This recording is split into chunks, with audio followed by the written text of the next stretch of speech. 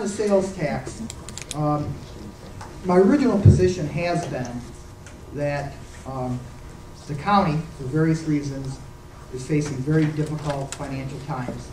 Many of those items are the result of state mandates, pension contributions, health insurance. Some of the items, I'm not here to point fingers, are by actions of this body and bodies before us and different leadership. But I want to move forward because when we start preparing now the 2012 budget, we have to do many things. One is we have to cut expenses. We're going to have to cut personnel.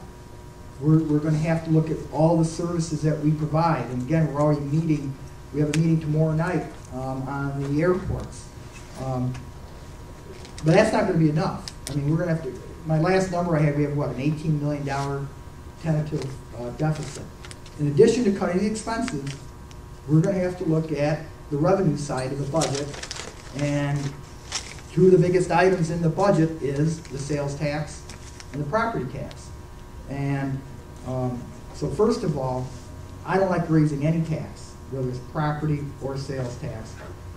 But we have to be fiscally responsible here and take accountability for what we're doing here tonight.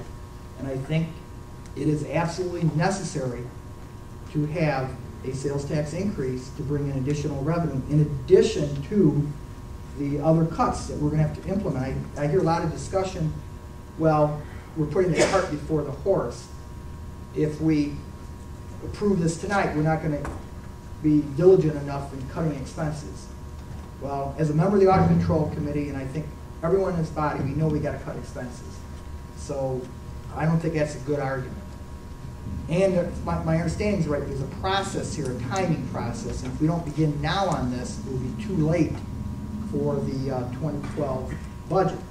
Because if we don't do anything, my understanding, the sales tax actually does go down to 7% effective 12/1/2011, and that would be an additional shortfall. So in audit control, I wanted this to move forward. So I put up an amendment to phase out the so-called quote, which is a bad term, hold harmless provision over a 3-year period. I did that because I felt if I didn't, the home harmless provision was going to go away altogether.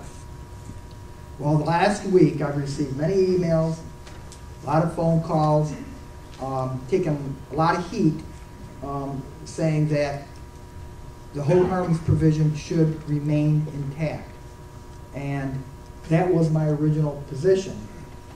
And I'm not going to read the litany of emails. I have 15 pages of emails here that I just received today. But there is a point or two I just want to mention.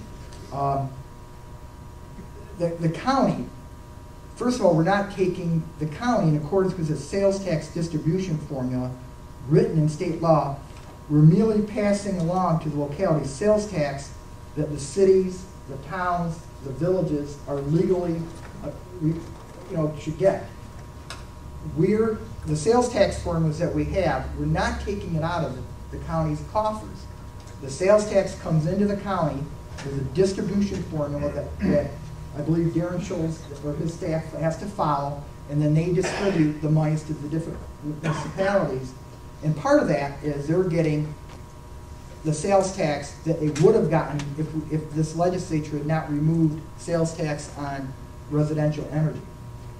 So now, after reading what had happened historically, talking to city representatives in the areas that I represent, I feel we should keep the hold harmless provision as it currently is, not eliminate it. Because as a couple of our people said tonight, this is like an unfunded mandate. If we remove the hold harmless or phase it out, we're passing a mandate onto those cities, towns, and villages to find additional revenue and to increase their property taxes.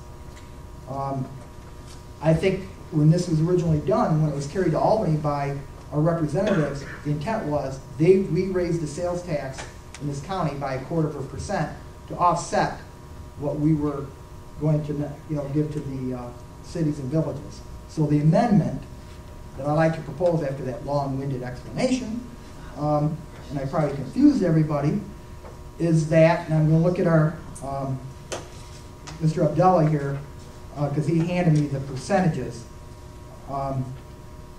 The first, the one amended one that we just voted on, you should start by crossing off for the following, say that,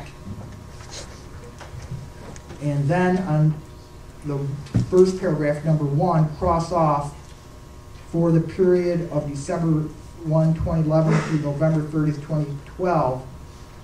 Okay, that should be crossed off. The county shall allocate 3/20 instead of the 1/10. So that number should be 3/20 of the net collections, and the rest of that remains the same. Strike out number 2 entirely,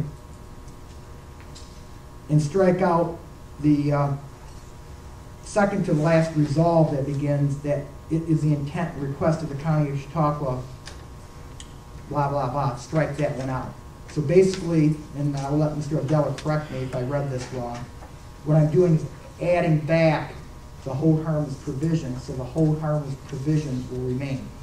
If that is added back and approved, I will intend support, encourage all my colleagues on both sides of the aisle to support the 8% sales tax, because I don't know how else we're going to balance, try to attempt to balance this budget. Did I read it correctly, Mr. Abdullah? Or do you want to correct me? Feel free to. Thank you. Second to that amendment? I'll second it. Mr. DeJoe.